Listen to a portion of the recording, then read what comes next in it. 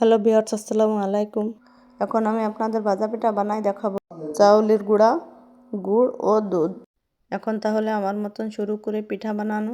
একটা পাত্রে পরিমাণ মতন চাউলের গুঁড়া নিয়ে নিলাম, স্বাদ মতন লবণ, 1 কাপ দুধ নেবার পর সুন্দর করে মাখিয়ে আমি একটা ডো তৈরি করব। এমনভাবে মাখিয়ে নেব যাতে ভিতরে কোনো লাঞ্চ না থাকে। দেখেন আমি এভাবে মাখিয়ে নিচ্ছি। ডোটা আমার তৈরি হয়ে গেছে। মাখাতে মাখাতে ভিতরে কোনো লাঞ্চ নাই। এখন আমি গুড়টা দিয়ে দেব। পিঠার মিষ্টিটা যার যার পছন্দ অনুযায়ী দেবেন, অনেকে কম বেশি খাই। আমি এখানে কোনো বেকিং পাউডার ব্যবহার করিনি, আমি হাত দিয়ে উঠানো নামানো করছি। আপনারা ঘনত্বটা দেখুন, আমার কাছে একটু ঘন মনে হচ্ছে। এখানে আমি আর একটু দুধ দিয়ে দেব।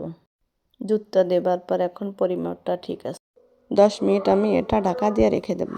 10 মিনিট পর এটা সুন্দরভাবে সেট হয়ে গেছে পিঠা বানানোর জন্য। কিছু পরিমাণ আমি গ্লাসে ঢেলে নেব। এখন আমি একটা প্যানে তেল দিয়ে দেব।